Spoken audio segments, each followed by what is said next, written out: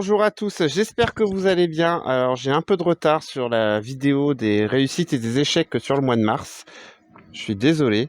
Alors je veux absolument la faire parce que pour moi cette vidéo est quand même importante, parce que pour moi YouTube n'est pas qu'une YouTube ou Facebook n'est pas qu'une vitrine des réussites, hein. Elle est aussi là pour montrer nos échecs et d'apprendre ou peut-être avoir de l'aide sur les échecs qu'on a pu avoir.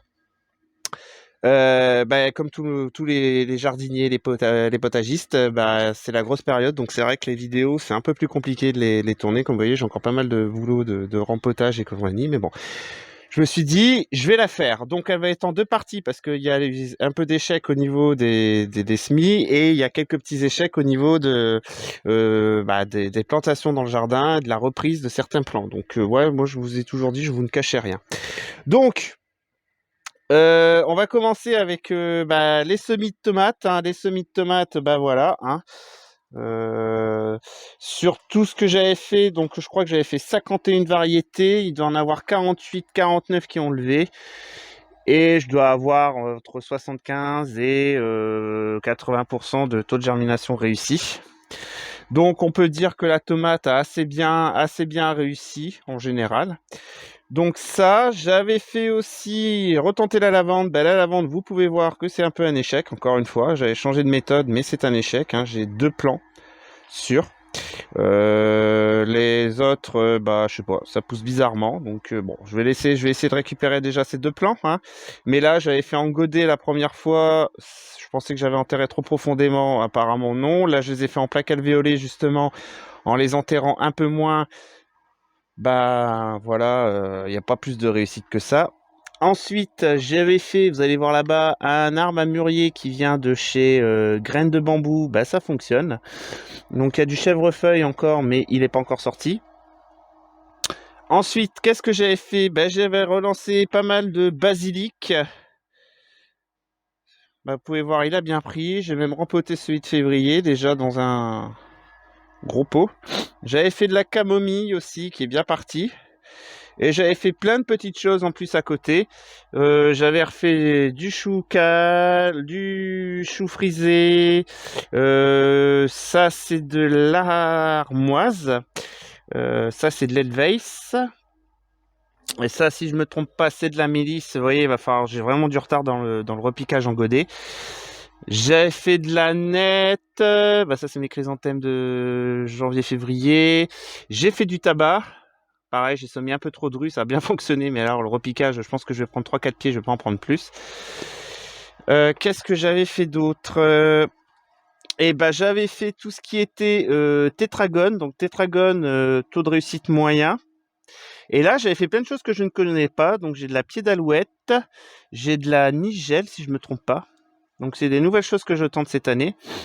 Ici, elle est là, alors je sais pas ce que c'est. C'est pommes d'amour, c'est des graines qu'on m'a données. Donc je sais pas exactement ce que ça va donner. Et j'avais fait tous mes semis de fleurs qui ont assez bien levé en général. C'est que là j'ai commencé le rempotage en godet, comme vous pouvez voir. Donc c'est pour ça qu'il en manque. Les œillets d'Inde, c'est pareil. Ça a assez bien levé en général.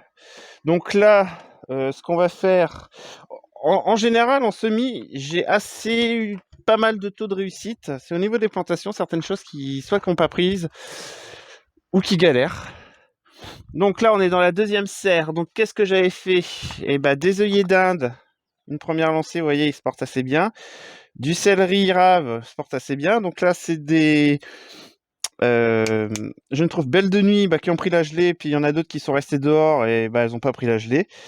J'avais fait de la betterave. Il faut que je la refasse. La betterave a assez moyennement bien fonctionné sur le semis. Pourquoi? Je sais pas. C'est pas grave. J'avais fait de la poirée, c'est pas mal non plus. Donc là, c'est des salades que j'ai commencé à repiquer qui datent de début mars et que je vais finir de repiquer justement. J'avais fait du navet que je vais aller repiquer au jardin aussi. Elle se porte pas trop mal. J'avais fait de l'oseille aussi, vous voyez. Là, il va falloir que je la repique en godet parce que vous voyez, ça commence les racines à sortir. Donc là, c'est que le terreau risque de s'appauvrir. Et donc voilà, et maintenant on va aller vite fait au jardin. pour vous montrer. Ah oui, j'ai refait de la ciboulette aussi, de l'ail chinois. Ça, tout ça, c'est mes choux de mi-février. Donc voilà. Bon, allez, on se retrouve au jardin. Et voilà, donc on se retrouve au jardin. Donc, je trouve que mes échecs, ça a été ces salades. Alors pourquoi? Parce qu'elles poussent beaucoup moins vite. Alors, je pense savoir pourquoi. J'ai pas pu les protéger avec un tunnel parce qu'il y a une grosse prise au vent ici. Et bah, pour le peu de vent qu'il y a, bah, le tunnel, voilà, faut que je trouve une solution et je vous montrerai avec des salades qui sont protégées et qui ont été plantées quasiment avec un mois d'intervalle. Il n'y a pas photo. Je sais pas si vous allez voir, là j'ai repiqué des oignons. Alors les oignons ont du mal. Ils ont du mal aussi. Alors d'habitude je ne procède pas comme ça. L'oignon je le repique en godet avant de le repiquer directement en pleine terre. Et bien là j'ai voulu gagner du temps. Et en fin de compte, je sais pas si ça va fonctionner. Donc là j'avais refait de la salade. Vous voyez, elle a un peu plus de mal. Alors je vais pas dire qu'elle est vilaine, mais on voit qu'elle a pris vraiment toutes les intempéries possibles et inimaginables. Bon là elle s'est fait grignoter un peu. Donc c'est pas grave, je fais toujours beaucoup de salade en quantité de toute façon. Donc s'il y en a quelques-unes qui prennent pas, bah c'est pas grave, les limaces se feront plaisir. Donc là, bah, c'est tous les oignons que j'ai repiqués suite au forçage, en bulbie. Donc là, il n'y a pas de souci particulier là-dessus. Vous voyez, j'ai commencé à mettre des tuteurs pour tomates. Alors, ici, eh ben, je l'ai retiré, mais j'avais de l'épinard entre les échalotes. Voilà, j'ai laissé tomber. J'ai laissé tomber parce que bah, l'épinard n'a pas bien pris. Donc, bon, j'ai laissé tomber. Vous voyez, encore un pied qui pousse tout seul. Et vous voyez, pourquoi là c'est comme ça? Parce qu'en dessous, j'ai des campagnols qui passent en dessous. Ça, c'est pénible. Là, je suis en guerre depuis un moment avec ça. Je regarderai après. Je passerai un petit coup de 3 dents, ça cassera leur terrier. Ensuite, alors, échec assez prononcé aussi, c'est l'échalion. L'échalion, ça fait un bon gros mois qu'il a été repiqué. Et il bouge pas. Il bouge pas du tout.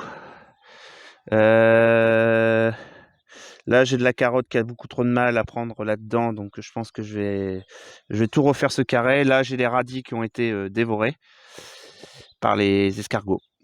Donc, je pense que ce carré-là, je vais le refaire totalement.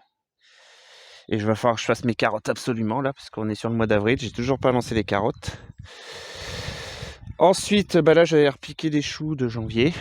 Donc, ils se portent assez bien. Ici, je sais pas si vous allez voir, c'est pareil. Il va falloir que je gratte la terre. C'est de l'oignon blanc et qui a un peu de mal. Donc, bon. Donc là, c'est mes choux. Là, c'est des patates que j'ai dû recouvrir d'un voile d'hivernage parce que, bah, à un moment où il y a eu des grosses gelées qui sont revenues, et bah, pour bien faire, le plan a commencé à sortir. Je sais pas si on va les voir. Voilà.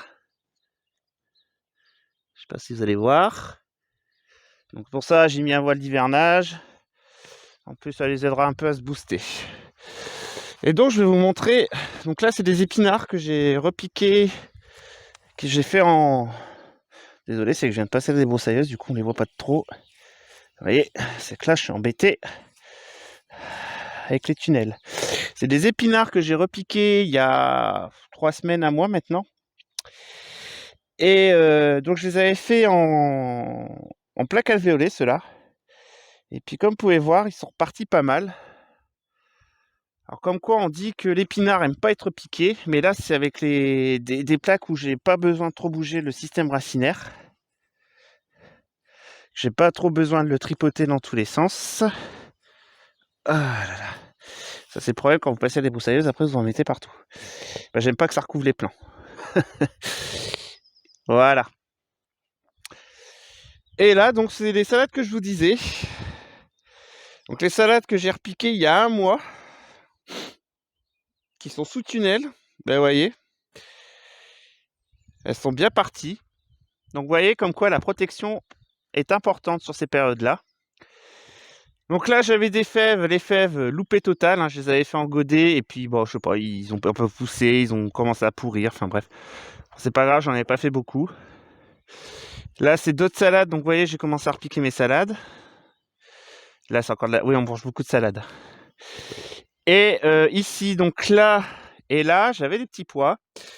Et là, c'est pas de ma faute. Les petits pois, c'est que quand il y a eu du vent, le tunnel s'est envolé. Je n'étais pas chez moi. Et quand je suis revenu, les chats s'étaient fait plaisir. Et avaient mis en l'air quasiment les carrés où il y avait les petits pois. Donc les petits pois étaient un peu partout. Donc j'ai décidé de tout retirer, tant pis. Alors ils étaient bien avancés, mais bon. Faut savoir quand se retirer en quelque sorte. Et du coup, c'est pour ça qu'il y a toujours le tunnel. Parce que le tunnel, ça les protège au moins des chats. Et c'est pour ça que vous avez un filet. Bon là, il est un peu avec le vent, je n'ai pas pu le remettre correctement. Mais je pense que je ferai une vidéo sur comment repousser les chats. Il y a quelques techniques qui peuvent fonctionner, mais bon. Donc voilà. Désolé, la vidéo est un peu longue. Mais j'espère qu'elle vous aura plu. Surtout, n'hésitez pas à vous abonner. Allez, bonne journée à tous.